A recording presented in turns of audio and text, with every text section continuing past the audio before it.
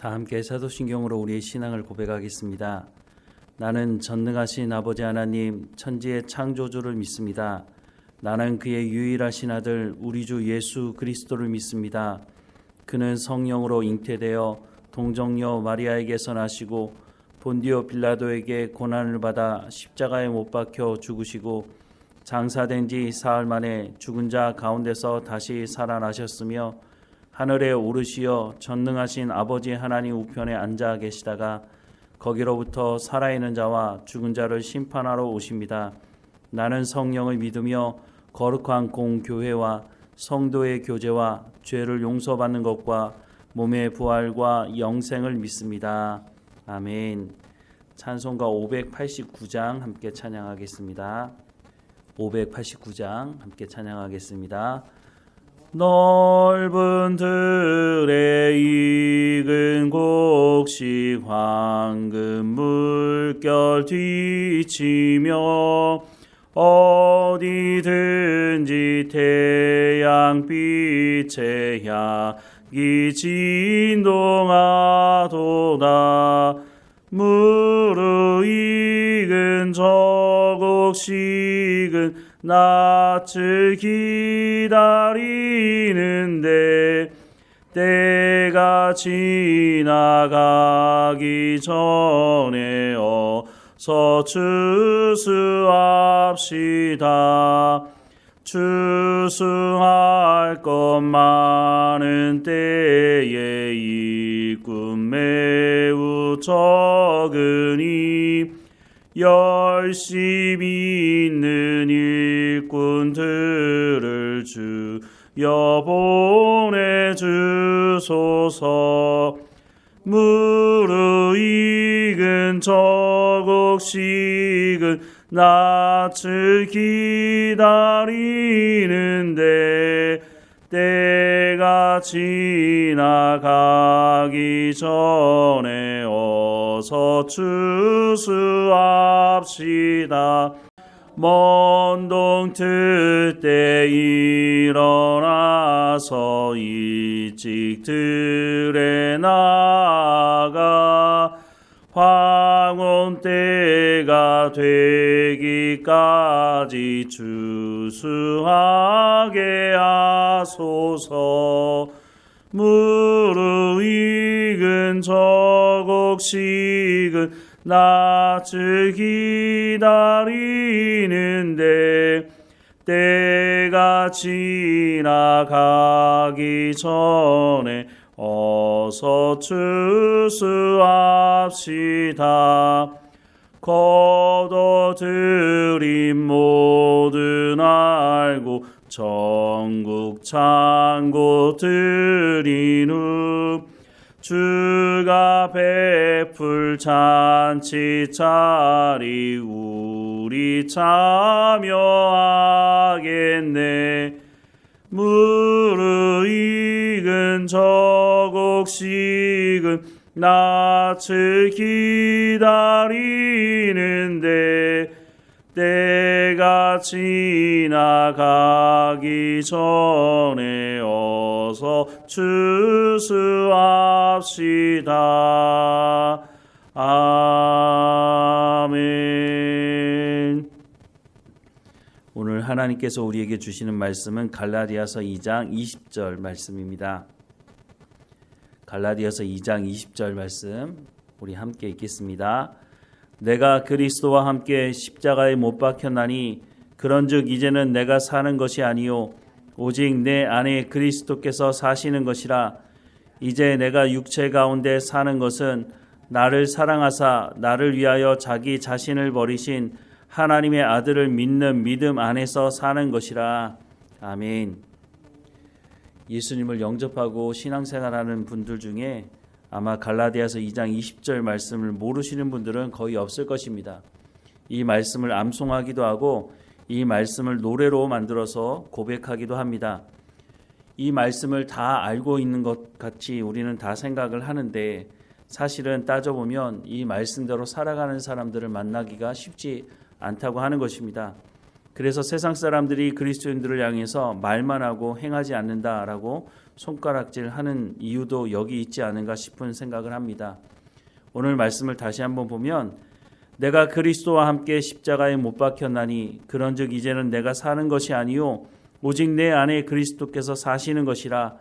이제 내가 육체 가운데 사는 것은 나를 사랑하사 나를 위하여 자기 자신을 버리신 하나님의 아들을 믿는 믿음 안에서 사는 것이다 라고 말씀을 하고 있습니다.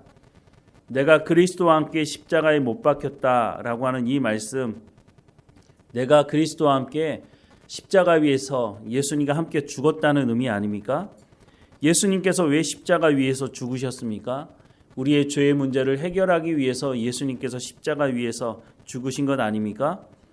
히브리서 9장 11절에서 22절 말씀에 보면 그리스도께서는 장래 좋은 일의 대제사장으로 오사 손으로 짓지 아니한 것 곧 이 창조에 속하지 아니한 더 크고 온전한 장막으로 말미암아 염소와 송아지의 피로 하지 아니하고 오직 자기의 피로 영원한 속죄를 이루사 단번에 성소에 들어가셨느니라. 염소와 황소의 피와 및 암송아지의 죄를 부정한 자에게 뿌려 그 육체를 정결하게 하여 거룩하게 하거든 하물며 영원하신 성령으로 말미암아 흠없는 자기를 하나님께 드린 그리스도의 피가 어찌 너희 양심을 죽은 행실에서 깨끗하게 하고 살아계신 하나님을 섬기게 하지 못하겠느냐. 이로 말미암아 그는 새 언약의 중보자시니 이는 첫 언약 때에 범한 죄에서 속량하려고 죽으사 부르심을 입은 자로 하여금 영원한 기업의 약속을 얻게 하려 하심이라. 유언은 유언한 자가 죽어야 되나니 유언은 그 사람이 죽은 후에야 유효한즉 유언한 자가 살아있는 동안에는 효력이 없느니라. 이러므로 첫 언약도 피 없이 세운 것이 아니니 모세가 율법대로 모든 계명을 온 백성에게 말한 후에 송아지와 염소의 피 및 물과 붉은 양털과 우슬초를 취하여 그 두루마리와 온 백성에게 뿌리며 이르되 이는 하나님이 너희에게 명하신 언약의 피라 하고 또한 이와 같이 피를 장막과 섬기는 일에 쓰는 모든 그릇에 뿌렸느니라. 율법을 따라 거의 모든 물건이 피로써 정결하게 되나니 피 흘림이 없은즉 사함이 없느니라 라고 말씀합니다. 구약시대에 우리의 죄의 문제를 해결하기 위해서는 동물의 피를 흘려야 했습니다. 그러나 한계가 있었죠. 죄를 지을 때마다 동물의 피를 흘려야 했기 때문입니다. 그런데 조금 전에 읽었던 히브리서 말씀에 뭐라고 말씀하십니까? 예수님께서 십자가 위에서 피를 흘리심으로 단번에 모든 죄의 문제를 해결하셨다라고 말씀을 하고 있습니다. 바울이 갈라디아서 2장 20절에 말씀하는 것이 바로 이 말씀을 하고 있는 것입니다. 우리가 예수님과 십자가에 함께 못 박혀 죽었다고 하는 것은 이제는 옛사람으로 우리가 탐욕을 쫓아 살아갔던 그 삶으로 다시 돌아갈 수 없다라고 하는 것을 말씀해주고 있다고 하는 것입니다.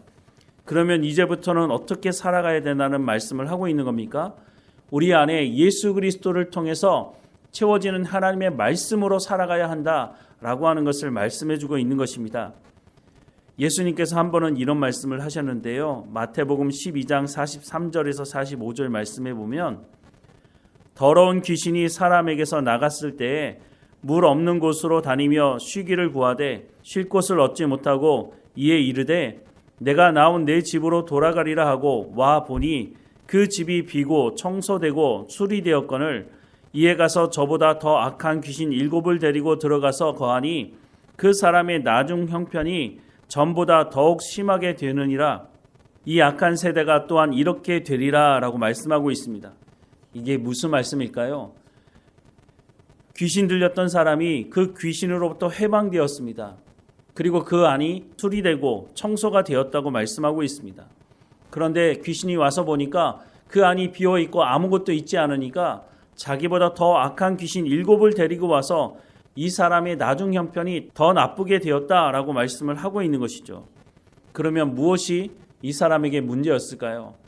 이 사람에게 귀신이 나갔다면 그 다음에 해야 되는 것은 하나님의 말씀으로 그 안을 채워야 하는 것입니다.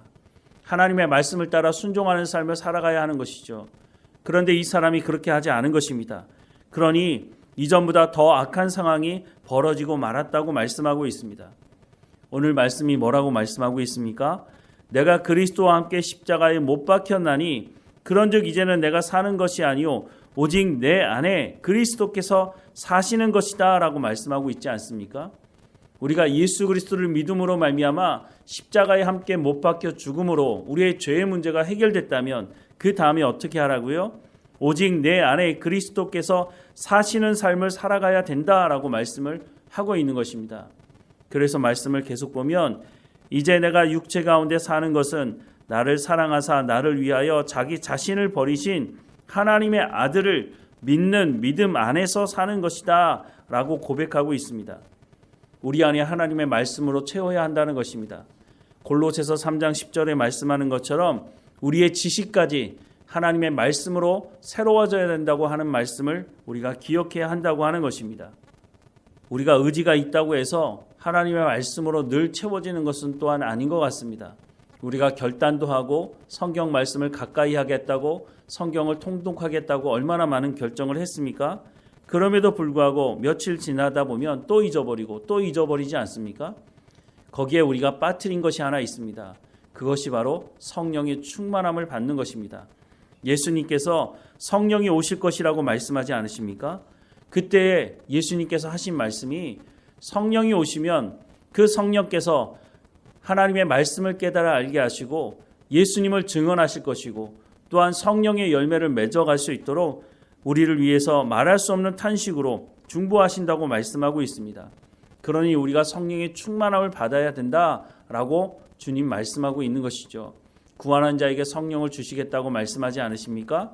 그러니 날마다 우리가 주님 앞에 나가서 기도할 때 하나님 내 가운데 약속하신 그 성령의 충만함을 날마다 허락해달라고 기도하며 동행해야 하는 것입니다. 예수님께서 승천하시면서 교회에게 선물을 주셨다고 말씀하기도 하십니다. 에베소서 4장 11절 이하의 말씀에 보면 그가 어떤 사람은 사도로 어떤 사람은 선지자로 어떤 사람은 복음 전하는 자로 어떤 사람은 목사와 교사로 삼으셨으니 이는 성도를 온전하게 하여 봉사의 일을 하게 하며 그리스도의 몸을 세우려 하심이라. 우리가 다 하나님의 아들을 믿는 것과 아는 일에 하나가 되어 온전한 사람을 이루어 그리스도의 장성한 분량이 충만한 데까지 이르리니 이는 우리가 이제부터 어린아이가 되지 아니하여 사람의 속임수와 간사한 유혹에 빠져 온갖 교훈의 풍조에 밀려 요동하지 않게 하려 함이라. 오직 사랑 안에서 참된 것을 하여 범사에 그에게까지 자랄지라. 그는 머리니 곧 그리스도라 라고 말씀하고 있습니다. 예수님께서 교회에 선물을 주셨는데 그 선물이 뭐라고 말씀하십니까? 하나님의 말씀을 가르치는 사람들이라고 말씀합니다. 교회 안에서 하나님의 말씀을 가르치는 사람들을 통해서 하나님의 말씀을 듣고 우리의 생각이 새로워질 때 어떤 일이 벌어진다고 말씀합니까? 13절 말씀을 다시 보면 우리가 다 하나님의 아들을 믿는 것과 아는 일에 하나가 되어 온전한 사람을 이루어 그리스도의 장성한 분량이 충만한 데까지 이른다라고 말씀합니다. 하나님의 말씀을 듣고 순종할 때 우리가 그리스도의 장성한 분량까지 이룰 수 있다고 말씀합니다. 또한 14절 하반절 이하의 말씀을 보면 사람의 속임수와 간사한 유혹에 빠져 온갖 교훈의 풍조에 밀려 요동하지 않게 하려 함이라.